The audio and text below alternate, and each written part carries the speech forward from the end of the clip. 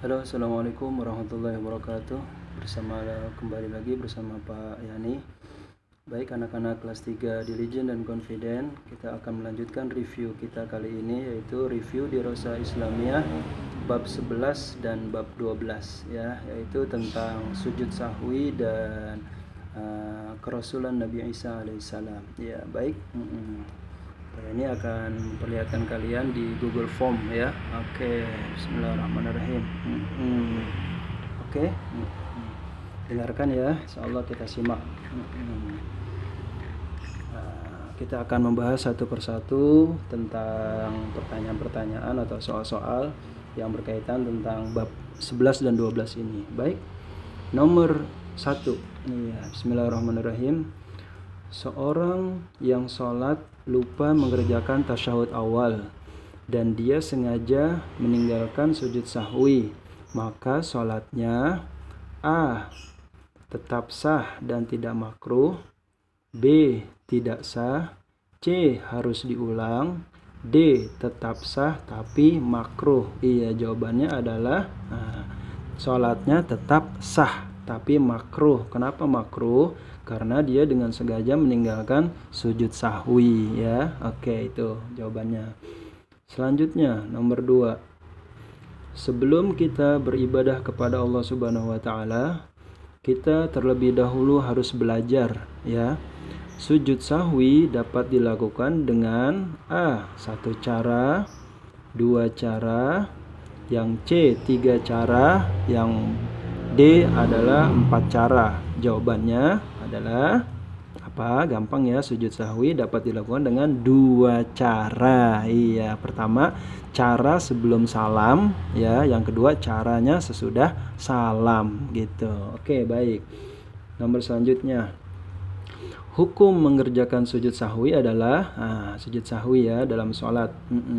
A. Sunnah muakkadah, B. Fardu ain, C. Fardu kifayah, yang D adalah makruh. Iya, hukumnya adalah sunnah muakkadah, sunnah yang sangat penting gitu.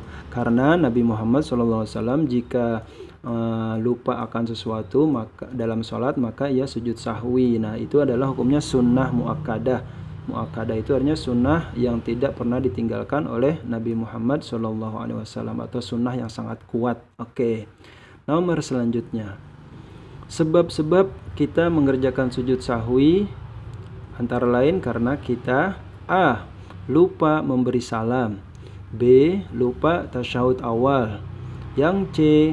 yakin dengan jumlah rakaat sholat kita, yang D. tidak membaca surah setelah Al-Fatihah. Iya, banyak ya sebab-sebab mengerjakan sujud sahwi. Yang jawabannya adalah karena lupa tasyahud awal. Kalau lupa salam, jarang orang yang sholat lupa salam gitu ya, nggak ada mungkin. Yang berikutnya adalah yakin dengan jumlah rakaat dalam sholat. Kalau udah yakin, nggak usah perlu sujud sahwi lagi gitu. Ini adalah tidak ada keraguan. Yang berikutnya tidak membaca surat setelah Al-Fatihah. Nah, surat ini adalah sunnah, kalian baca atau enggak apa-apa, enggak perlu sujud sahwi ya. Jadi jawabannya adalah lupa tasyahud awal atau tahiyat awal gitu ya. Selanjutnya di antara sebab-sebab sujud sahwi juga ada ya, yaitu kelebihan atau kekurangan rakaat. Yang berikutnya ragu-ragu dengan jumlah rakaat. Misalkan kita lagi sholat nih, sholat zuhur di sekolah ya biasa. Ini udah rakaat ketiga apa rakaat keempat nih, nah kita ragu, maka ambilnya yang 3. Lalu nanti kita tambahkan rakaatnya. Setelah itu sebelum salam kita kita melakukan atau sunnah untuk melaksanakan sujud sahwi gitu ya. Oke. Terus ada juga saudara-saudara kita yang biasa melakukan kunut ya, kunut pada sholat subuh, kunut pada malam ke-16 ya, 16 sampai 30 atau 29 di bulan Ramadan pada sholat tarawih atau yang lainnya. Itu adalah jika mereka tidak melakukan, boleh mereka sujud sahwi. Oke, berikutnya mengerjakan sujud karena lupa mengerjakan sesuatu dalam sholat dinamakan A. sujud tilawah, B. sujud syukur, C. Sujud sahwi, dan D adalah sujud taubat. Nah, jawabannya kamu udah tahu ya, gampang. Jawabannya adalah sujud sahwi. Iya, sujud sahwi itu kita mengerjakan sujud karena lupa mengerjakan sesuatu dalam sholat. Oke, berikutnya. Sujud sahwi yang kita kerjakan dalam sholat sebanyak A. 5 kali, B. 4 kali, C. 3 kali, yang D 2 kali. Iya, sujudnya adalah sebanyak 2 kali, sama seperti kita sholat, sujud 2 kali, tapi bacaannya 3. Contohnya, subhana rabbil a'la wa bihamdi, subhana rabbil a'la wa bihamdi, subhana rabbil a'la wa bihamdi. Itu. Nah, lalu bagaimana dengan bacaan sujud sahwi? Nah, sujud sahwi yang kalian sudah hafal, subhana man la yanamu wa la yashu, dibacanya 3 kali. Subhana man la yanamu wa la yashu, subhana man la yanamu wa la yashu. Setelah itu kalian duduk di antara 2 sujud, kalian sujud lagi untuk sujud yang kedua. Nah, jadinya sujud sahwi itu sebanyak berapa kali? 2 kali ya, sama seperti sujud biasa dalam sholat. Oke, lanjut. Nomor selanjutnya. Ibrahim dalam sholat zuhur ragu-ragu dengan jumlah rakaatnya. Hal yang harus dilakukan Ibrahim adalah A. Menambah rakaat dan sujud sahwi. Yang B. Tanpa menambah rakaat. Yang C. Tanpa menambah rakaat dan tanpa sujud sahwi. Yang D. Menambah rakaat setelah sholat. Nah, jadi jawabannya yang mana nih? Nah, jawabannya adalah menambah rakaat dan sujud sahwi. Ingat ya, nah, karena dia ragu 2 atau 3 nih, 3 atau 4, maka sebelum dia tahiyat atau tasyahud, dia itu dulu nambah. Setelah nambah, sebelum mengakhiri sholatnya dia sujud sahwi. Oke, baik. Nomor selanjutnya. Oke, dalam sholat lupa membaca tasyahud awal. Maka sholatnya A. Harus diulang, B. Menjadi batal, C. Tetap sah, D. Tidak sah. Jawabannya apa? Gampang ya, karena tasyahud awal atau tahiyat awal itu sunnah, maka sholatnya tetap sah. Tapi ingat nih, meskipun sunnah, kamu jangan anggap remeh. Jangan sengaja untuk meninggalkan tasyahud awal, nggak boleh. Ini artinya tidak elok ya, makruh.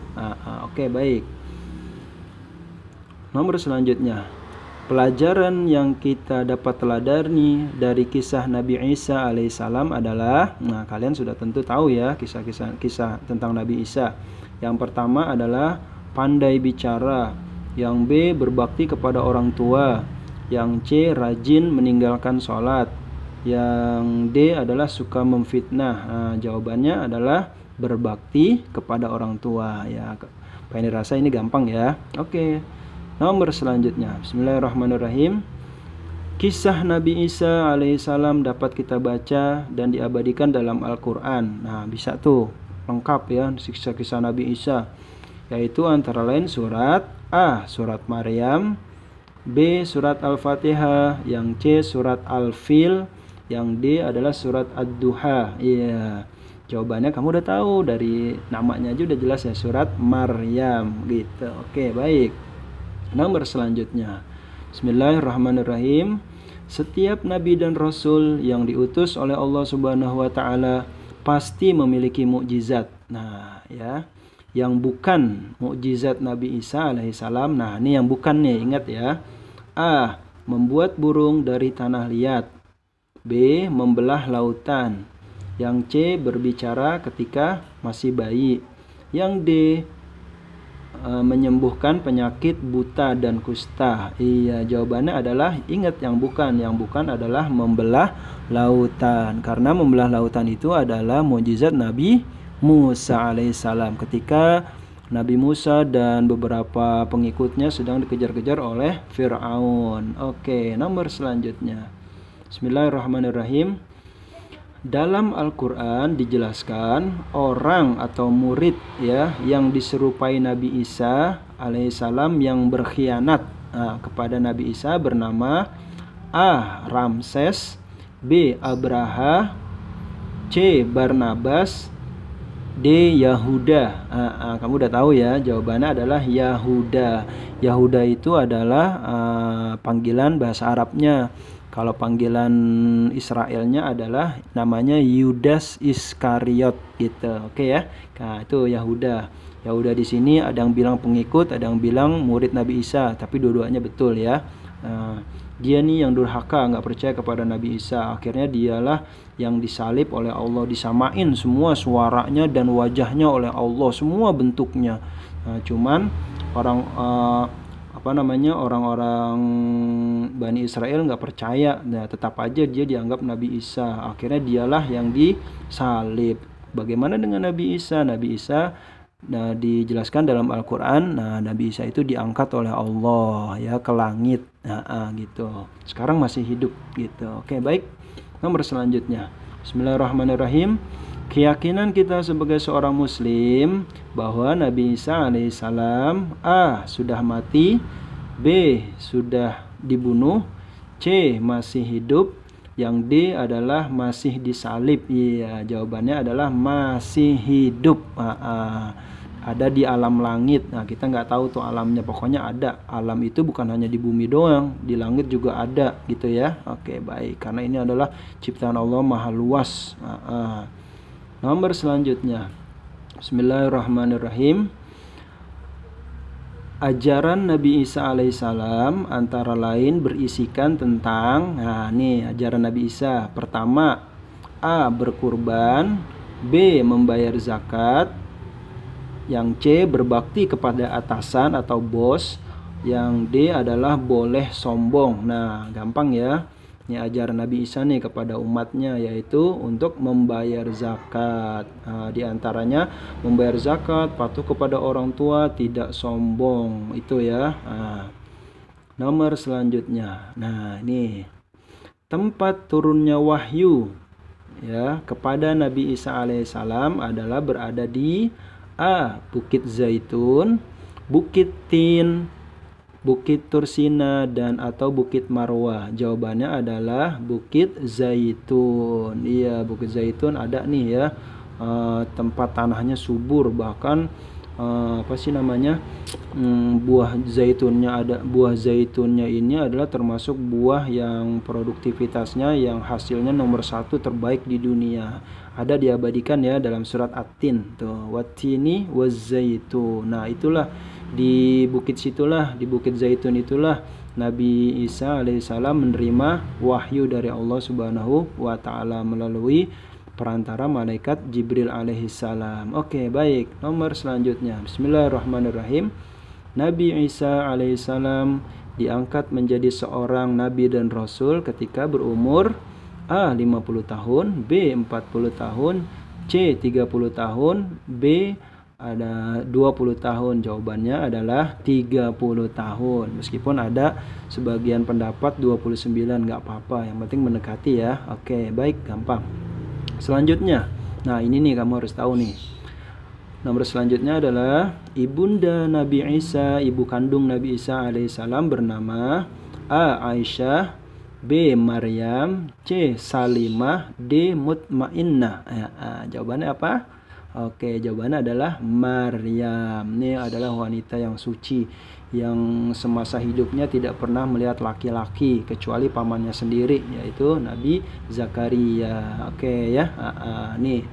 Nah, dia diuji oleh Allah sehingga menjadi wanita yang sangat tinggi derajatnya di sisi Allah Subhanahu wa taala. Oke, baik ya. Selanjutnya, nomor selanjutnya adalah kitab yang diturunkan Allah Subhanahu wa taala kepada Nabi Isa alaihissalam adalah A. Injil, B. Al-Qur'an, C. Zabur, yang D adalah Taurat. Iya, kamu udah tahu ya, gampang ini. Jawabannya adalah Injil. Injil adalah kitab suci yang diturunkan Allah kepada Nabi Isa. Al-Qur'an tentu kepada nabi kita, yaitu Nabi Muhammad SAW, dan termasuk mukjizat yang besar dan sampai saat ini masih kita bisa rasakan dan bisa kita lihat mukjizat Nabi Muhammad, yaitu Al-Quranul Karim. Ayo kita baca dan kita amalkan dan kita hafalkan seperti yang kalian sudah lakukan. Yuk, jangan patah semangat ya. Kalau Zabur, nah Zabur adalah kitab suci Nabi apa? Nabi siapa? Ayo, Nabi Daud. Nabi Daud ya alaihissalam. Gitu. Terus kalau Taurat kepada siapa? Nah, Taurat kepada Nabi Musa alaihissalam. Oke, baik, nomor selanjutnya. Bismillahirrahmanirrahim. Nah, pengikut setia Nabi Isa alaihissalam diabadikan namanya dalam Al-Quran yang disebut, nah apa nih? Oke, pertama A. Al-Muttaqin, B. As-Sabirin, C. Al-Illiyin, yang D. Al-Hawariyun atau Al-Hawariyin. Ya, jawabannya ini harus dibaca dulu ya. Nah, jawabannya adalah Al-Hawariyin atau Al-Hawariyun. Itu adalah pengikut setia Nabi Isa alaihissalam yang mengikuti dan mengimani Nabi Isa serta menjalankan ajaran agama yang diturunkan oleh Allah Subhanahu wa taala. Oke. Nomor terakhir. Oke. Peristiwa lahirnya Nabi Isa alaihissalam adalah tanpa seorang ayah. Artinya Nabi Isa tidak memiliki ayah. Gitu. Memang tidak memiliki ayah ya. Menunjukkan bahwa Allah Subhanahu wa taala adalah maha A. memberi petunjuk, B. memberi hidayah, C. Allah maha kuasa, yang D. Allah maha pengampun. Iya, jawabannya adalah Allah maha kuasa, Allah maha mampu. Nah, itu ya, ingat. Kelahiran Nabi Isa ini sama seperti Nabi Adam, tidak punya orang tua. Nah, ini menunjukkan Allah Subhanahu wa taala adalah maha kuasa. Baik anak-anak sekalian, itulah review sedikit yang bisa Pak Yani sampaikan kepada kalian tentang bab 11 dan 12 ya. Semoga kita semua dapat terus semangat untuk belajar dan beribadah, khususnya di masa COVID-19 ini. Mohon maaf selama pembelajaran daring apabila Pak Yani tidak maksimal memberikan materi kepada kalian. Yang penting kalian untuk semangat terus belajar dan membaca ya.